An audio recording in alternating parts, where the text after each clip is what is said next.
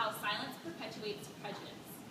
During my research, I analyzed how cross-cultural education had a direct correlation with lowered bullying rates.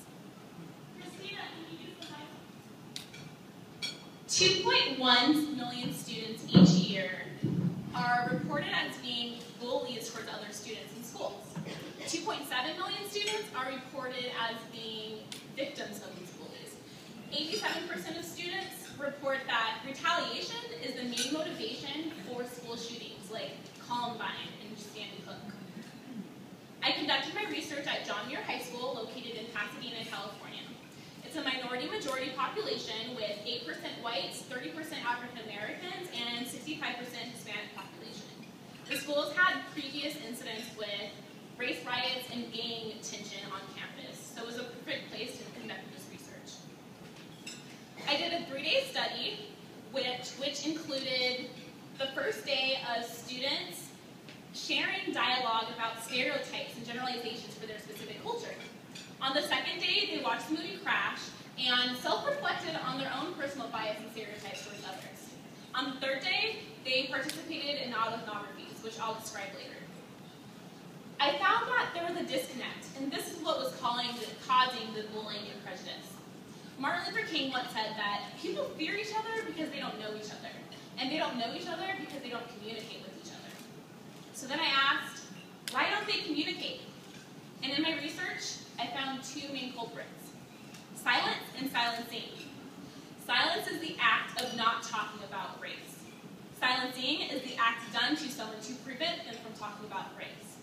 Specific emphasis within our community is teacher silence. It's the omittance of action by a teacher to address a racial or prejudicial incident within their classroom. During my literature review, this case study came up. A group of students went up to the front of the class and performed a skit about the Korean War. They pulled their eyes to the back of their heads and proceeded to talk in high-pitched voices, depicting a stereotypical Asian man. The teacher applauded with the rest of the class and called the skit entertaining. In 1988, Peggy McIntosh developed an essay describing certain unearned assets that the white culture got to use to navigate throughout our cultural hierarchy. She described these things as invisible passports, codes, and blank checks that they used. Here are a couple of points from her essay. I can choose blemish coverage or bandages in flesh color and have them more or less match my skin. If a traffic cop pulls me over or the IRS audits my tax return, I can be sure that I haven't been singled out because of my race. When I am told about our national heritage, I'm shown that people of my color made it what it is. There's a false assumption that talking about race makes one a racist. There's also a false assumption that not talking about it makes it go away. Well, hi, I'm talking about it and I'm not a racist. And it's not going away because I want you to hear about it here and now. The reality is that the silence of these issues is what perpetuates them. I had my students conduct autoethnographies to attack this problem. An autoethnography is a written piece of self-reflection of how you fit into the social context of your society. Do you feel the world views you most because of your age, your gender, your race, your language, your religion? Here are a couple examples from the students that I worked with. I really don't know how others view or categorize me as a person, but I'm always getting looks and glares when people see me with my daughter. She's my pride and joy. Usually people I meet assume I have dropped out of high school. I think as a teenage mother, people tend to look down on me without knowing who or what I'm really like. I come from a world of quinceañeras, mole, and women tending to their men. I'm the picking up after the boys because they don't belong in the kitchen, the homemaker, the wife. But I'm also American, which means I don't want to pick up your plate or tend to your hangover or be your wife and be dominated, because I'm from a world of moving forward. I feel marginalized because I am black and white, but the world only sees me as black, and it's not fair. I am told to forget one entire half of my identity because the other half somehow means more to other people, the half they can use to make me feel inferior. The idea of America sounds great, but we unfortunately still are not all equal. After the autoethnographic share, I had the students participate in a series of surveys. This question in particular stuck out to me from the survey. What are your new perceptions of your classmates? Our differences are what make us all so similar. Hearing some of their deep thoughts made me change my perceptions of them, because we are so much the same, and I had no clue. The program created a synchronized energy.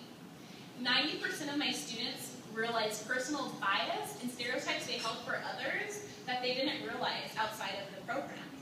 100% of students voted in favor of incorporating a mandatory cross-cultural education class on their campus. 2 weeks ago on USC's campus, 79 police officers showed up to a graduation party decked out in full riot gear. The incident was said to have racial undertone as, across the street, a party of majority white students went unbothered by the law enforcement. Early intervention can prevent incidences like what just happened recently on our own USC campus, and prevent bullying that happens all over this great nation in our school systems, because our students will learn to view their peers with new perceptions, be able to self-reflect, and learn to build culturally caring relationships. I conducted my research at John Muir High School because that's where Jackie Robinson went. Jackie Robinson was the first African American to break the color barrier and enter the major leagues of baseball. He's also my great-great uncle.